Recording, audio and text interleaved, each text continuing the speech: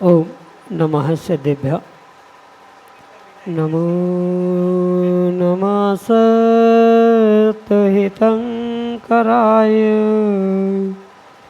वीराय भव्याम्बुजभास्कराय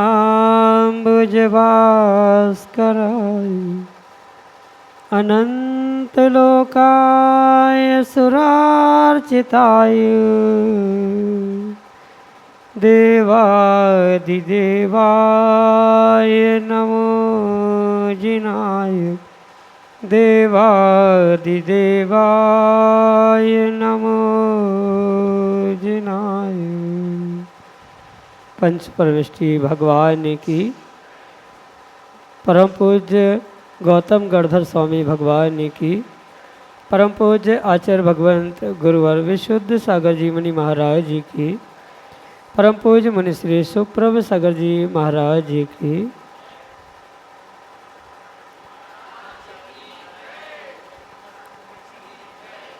वीर प्रभु की देशना प्रारंभ हुई। बहुत सारे श्रोता पहुँचे तीर्थंकर भगवंत महावीर स्वामी के चरणों में, और उन श्रोताओं में प्रमुख श्रोता गौतम गणधर, जिन्होंने तीर्थंकर भगवान से अपने मन के 60,000 विकल्प पूछे और उन विकल्पों के समाधान करते हुए तीर्थंकर भगवंत ने आज हमें भी निर्विकल्प होने के लिए वह देशना प्रदान की। क्योंकि आज से ही प्रभु का शासन प्रारंभ हुआ है, जब उन्होंने प्राणी मात्र के कल्याण के लिए देशना देते हुए निर्विकल्पता का पथ दिखलाया। आज हम सभी का परम सौभाग्य है कि हम उस वीर प्रभु की देशना को निर्ग्रंथों के मुखारबिंद से प्राप्त कर रहे हैं।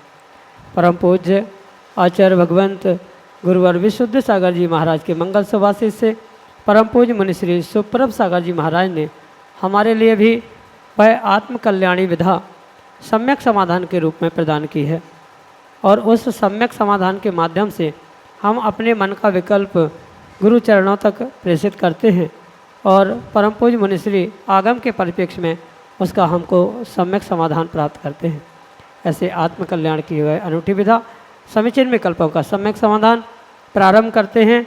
और आज के पहले विकल्प के लिए सचिन जैन केसली मध्य प्रदेश से महाराज श्री के चरणों में बारंबार नमोस्तु निवेदित करते हुए अपना प्रश्न रख रहे हैं कि महाराज जी, जैसे किसी ज्येष्ठ श्रेष्ठ आचार्य भगवंत की पूजन हो रही हो, तो उनकी पूजन के साथ क्या किसी अन्य आचार्य भगवंत की पूजन कर सकते हैं, एवं उनके शिष्यों की एक साथ तीनों की पूजन करने में कोई दोष है क्या? हमारे समीचीन विकल्प का सम्यक समाधान करने की अनुकंपा करें। नमोस्तु महाराज जी, नमोस्तु। ओम नमः सिद्धम।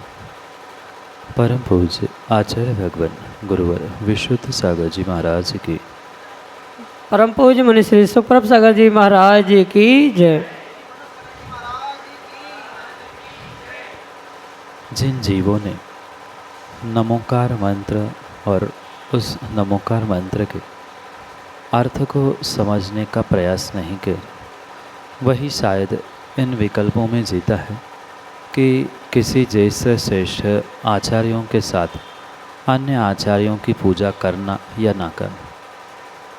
क्योंकि अगर वास्तविकता में जो नमोकार मंत्र है उसे आपने या व्यक्ति ने समझा होता, तो जो नमोकार के 5वें पद में नमो लोहे सव साहुणम ऐसा पद प्राप्त होता है, वह मात्र अंतिम पद में नहीं अपितु पांचों पदों में उसे समझने की आवश्यकता।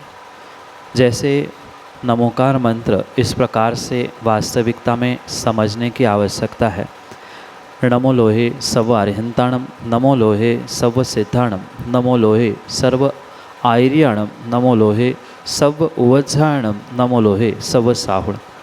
और जो इस प्रकार से निर्णय करते हुए नमोकार को पढ़ता है, जानता है, वह कभी भी ज्येष्ठ श्रेष्ठ आचार्य कौन है, कौन बाद में दीक्षित है, कौन मुनिराज कब के दीक्षित, कितने छोटे बड़े आदि का विकल्प ना करते हुए नमो लोहे सव आयर्याणम, नमो लोहे सव उवज्जायणम और नमो लोहे सव साहुणम को मानते हुए सभी को पूर्ण रूप से एक समान ही परमेष्ठी का रूप मानते हुए उनमें कोई भी छोटा बड़ा या ज्येष्ठ श्रेष्ठ आदि की संकल्पना को प्राप्त नहीं करता। और वास्तविकता भी यही है कि जो इस मंत्र के अर्थ के साथ जीता है वो ही अपने सोच को बड़ा करते हुए विशेषता को प्राप्त करता है। क्योंकि उन सभी आचार्य भगवंतों के जो मूल गुण हैं वह 36 ही है। भले ही दीक्षा आज कल या और पहले क्यों ना हुई हो, पर उनके मुनिराजों के 28 मूल गुण ही हैं, आचार्यों के 36 मूल गुण ही हैं। उनमें किसी भी काल में किसी भी स्थान में कोई भी अंतर नहीं हुआ करता। इसलिए ये अवश्य समझे कि किसी भी ज्येष्ठ श्रेष्ठ आचार्य भगवंत की पूजा करते समय अन्य आचार्यों को अर्घ्य चढ़ाना, उनके नाम लेना या उनके शिष्यों के भी उनके साथ नाम लेना, इसमें किसी भी प्रकार से कोई भी दोष नहीं है। पर यह वही व्यक्ति ये सोच सकता है, समझ सकता है जिसकी सोच बहुत बड़ी है, जो आगम को वास्तविकता में समझने का और प्राप्त करने का पुरुषार्थ करता है। वही नमो लोहे सव आयर्याणम, नमो लोहे सव उवज्जायणम और नमो लोहे सव साहुणम को समझते हुए पूर्ण रूप से सभी को समान मानते हुए एक साथ पूजा करना या सभी कार्य करना स्वीकृत करता है। इसलिए एक साथ पूजा अर्घ्य आदि चढ़ाने में करने में कोई भी दोष नहीं है। यही आपके लिए सम्यक समाधान। श्रीमती अनीता बुखारिया, उज्जैन मध्य प्रदेश से अगले समीचन में करते हैं। जो के चरणों में नमोस्तु नमोस्तु। हे मुनिराज जी, मेरी जिज्ञासा है कि श्री कृष्ण जी जो हैं उनकी गिनती महापुरुषों में होती थी, फिर भी उन्होंने, उनके ज्ञान में तो हर बात होगी ही, लेकिन उन्होंने अपने तीर्थंकर जैसे भाई नेमिनाथ जी से जो छल कपट किया उसका थोड़ा सा जिज्ञासा का समाधान करें कि उनको ये तो मालूम होगा कि इसका मतलब गतिबंध जो है वो गलत हो सकता है, नीच गति का बंध भी हो सकता है। जिज्ञासा का समाधान करें। माँ, सत्य को जानना और सत्य को मानना, इसमें ज़मीन आसमान का अंतर होता है। जब जीव का तीव्र कषाय का उदय होता है तब वह किसी भी प्रकार से सत्य को जानते हुए भी मानने का प्रयास पुरुषार्थ नहीं कर पाता। और यही मात्र नारायण आदि के साथ ही नहीं अपितु अनेकानेक महापुरुषों के साथ घटित हुआ है कि वे सत्य को जानते थे कि ऐसा करने से ऐसा हो सकता है, पर कुछ पूर्व कर्म के निमित्त से उनके उदय की स्थिति के कारण से जो उनके तात्कालिक भाव वहाँ बनते गए, वैसा ही उन्होंने निर्णय किया और वैसा ही कार्य करते हुए उन्होंने विपरीत कार्य भी करने का पुरुषार्थ किया। जैसे सत्यता को जानने के बाद भी वह नीच गति का बंध हो सकता है, आदि आदि ये सब कुछ जानने के बाद भी ये परम सत्य है। जब तीव्र अहंकार की या मान कषाय की जीव परिणति को जीव प्राप्त करता है, तब उसे सामने बैठे भगवान, सामने बैठे गुरु जब नहीं दिखते, तो फिर ये छोटी सी बात, वो तो अभी बनने वाले तीर्थंकर थे, तीर्थंकर प्रकृति उदय में नहीं आई थी, जबकि वे जानते थे कि उन्हें बनना है, पर फिर भी वे सत्य को जानते हुए मानने का प्रयास नहीं कर पाए। यही आपके लिए सम्यक समाधान। श्रीमती आशा सेठी, उज्जैन मध्य प्रदेश से अगले समय चिन्ह में कल। नमोस्तु गुरुदेव, नमोस्तु नमोस्तु नमोस्तु। महाराज श्री जी, मेरा प्रश्न है धर्म और दर्शन में क्या संबंध है? नमोस्तु गुरुदेव। धर्म और दर्शन, इन दोनों में बहुत गहरा संबंध हुआ करता है। जो धर्म का सैद्धांतिक पक्ष होता है उसे आगम में आचार्य भगवंतों ने दर्शन कहा है, और उस धर्म के सैद्धांतिक पक्ष के साथ जो क्रियारूप कार्य या अन्य परिणति रूप कार्य देखने में आता है उसे सामान्य रूप से धर्म कहा जाता है। इसलिए दोनों एक दूसरे के लिए पूरक है। जैसे सामान्य रूप से जिनेंद्र भगवान को मानना, उनकी पूजा पाठ आदि को जो व्यवहार क्रिया की अपेक्षा से धर्म कहा जाता है, उसके पीछे का जो सिद्धांत पक्ष है, यानी सम्यक दर्शन क्या है, कैसे प्राप्त होता है, या इन क्रियाओं से जो होने वाला मिलने वाला फल है वह क्यों कैसे प्राप्त होता है, ऐसा जो धर्म का वास्तविक सैद्धांतिक यानी सिद्धांतों के साथ युक्त जो पक्ष होता है उसे दर्शन कहा जाता है।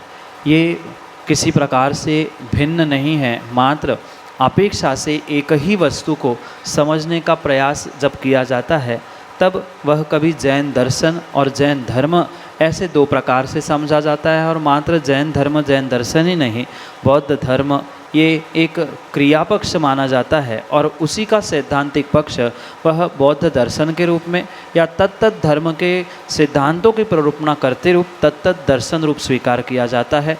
बिल्कुल दोनों का एक रूपता जैसा ही संबंध है।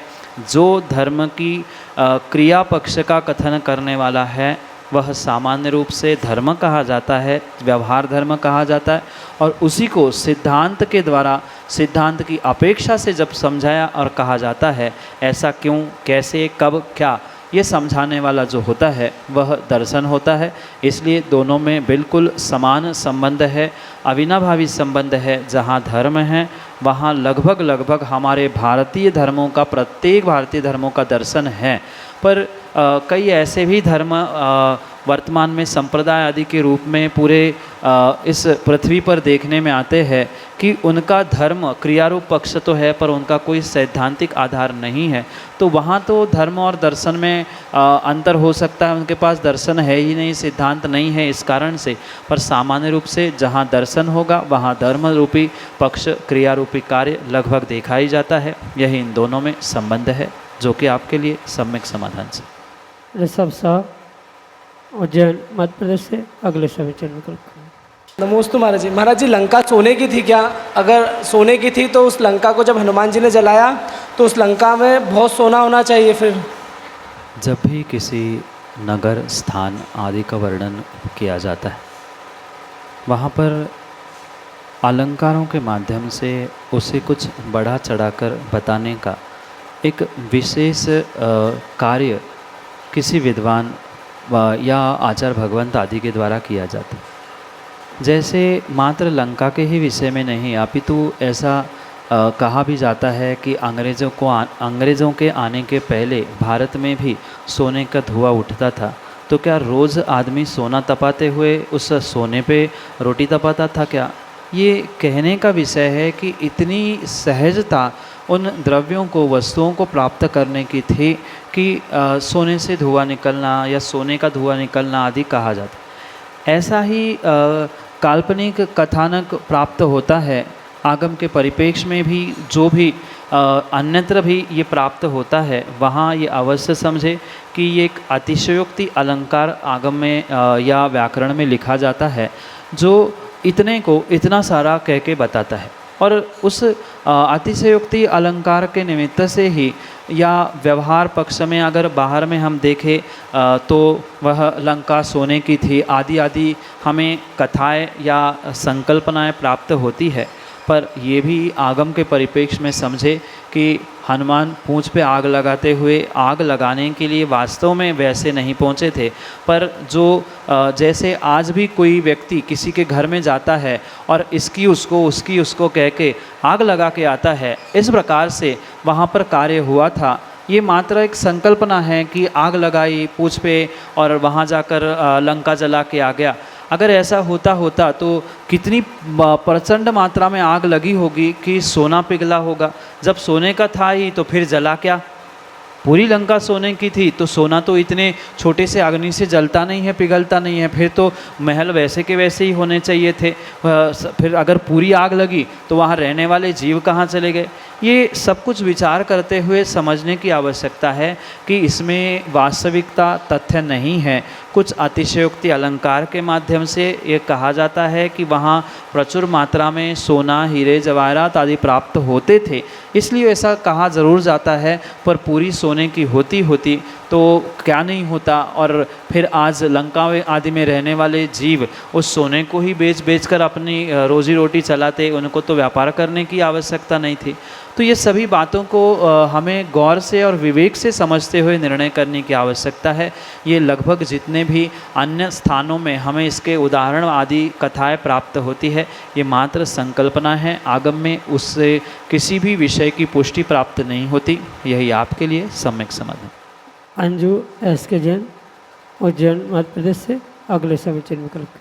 चरणों में सत नमन। गुरुदेव, मेरी शंका ये है कि 2010 में जब आप यहाँ पर चतुर्मास किए तो आपके ऊपर बहुत बड़ा अंतराय आया, उपसर्ग आया।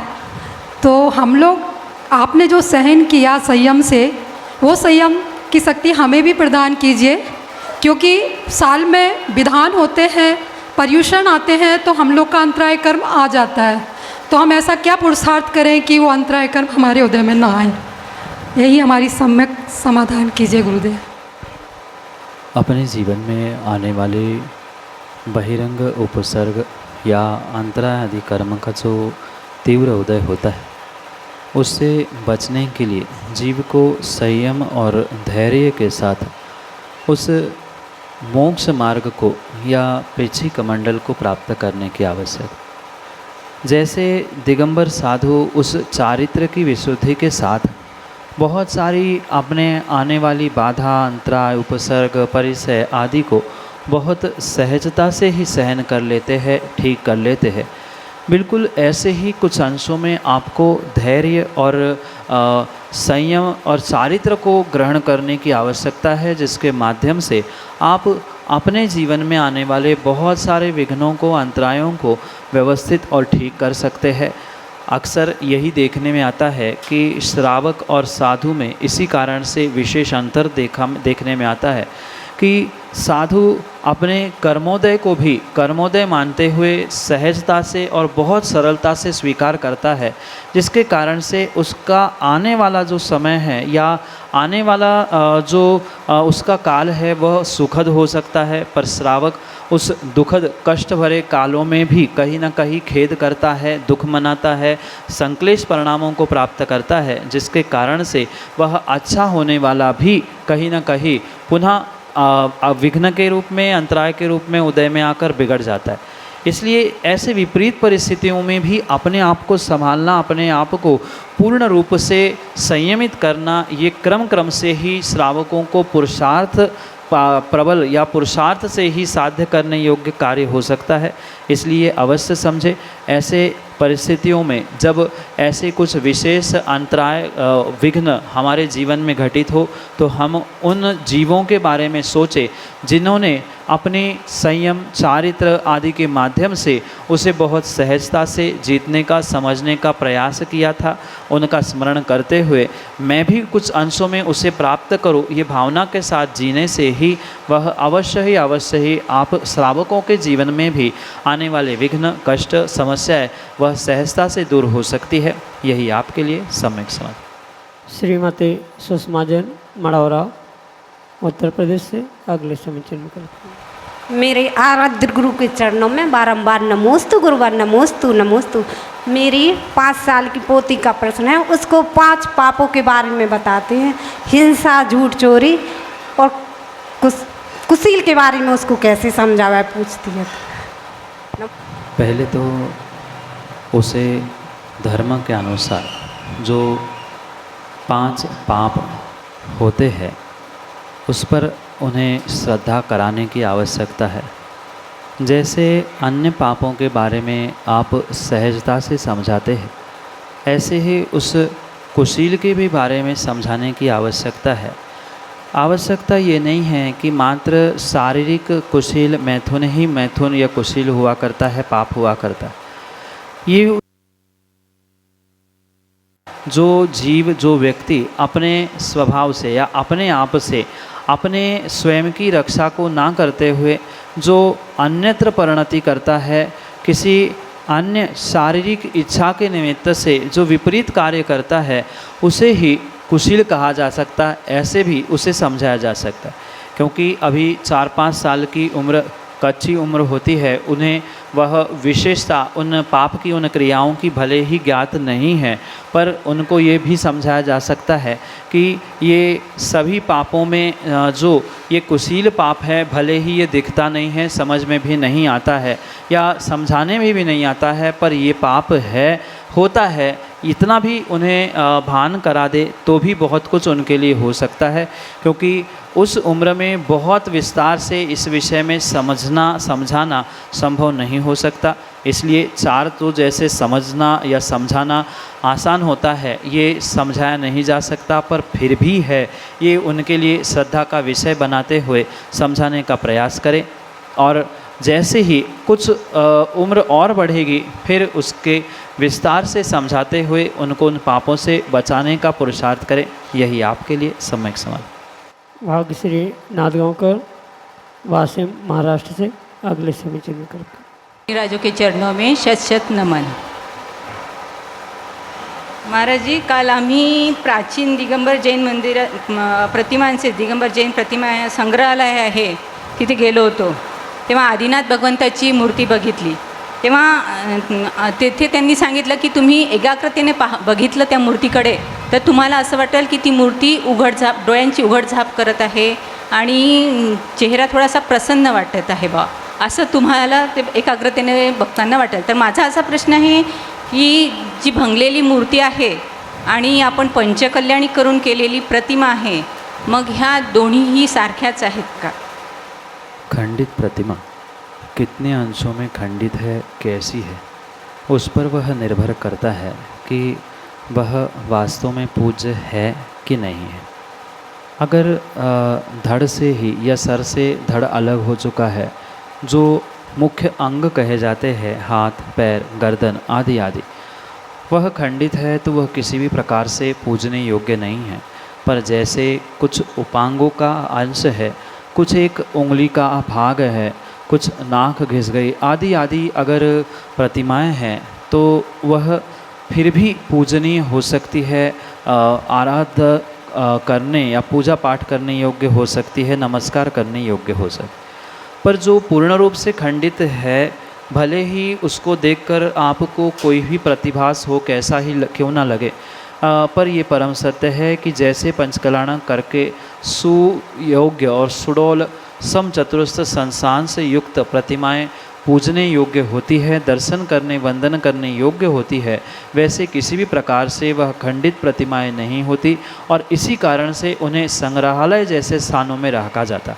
अगर पूजनीय होती तो शायद उन्हें संग्रहालय में नहीं स्थापित किया जाता। जो इस पूजन, दर्शन आदि के योग्य नहीं होती, उनको ही वहाँ रखा जाता है। इसलिए उनको नमस्कार करने की या उनकी पूजा आदि करने की आवश्यकता नहीं है। वह तो कभी किसी काल में जैन प्रतिमा के स्वरूप को प्राप्त थी, इसलिए वह विनय करने योग्य, विनय का मतलब पूजा पाठ आदि नहीं, पर एक सम्माननीय उन्हें स्थान देते हुए, ठीक है ये हमारी धरोहर है, ये हमारी जैन संस्कृति की सुरक्षा के रूप में साहित्य और पुरातत्व जैसे आवश्यक है, ये पुरातत्व के पक्ष में आने वाला है, तो इस बातों को लेकर वह हमारे लिए सुरक्षा करने योग्य है, विनय करने योग्य है, पर पूजनीय, दर्शनीय वह नहीं हो सकती। यही आपके लिए सम्यक सवाल।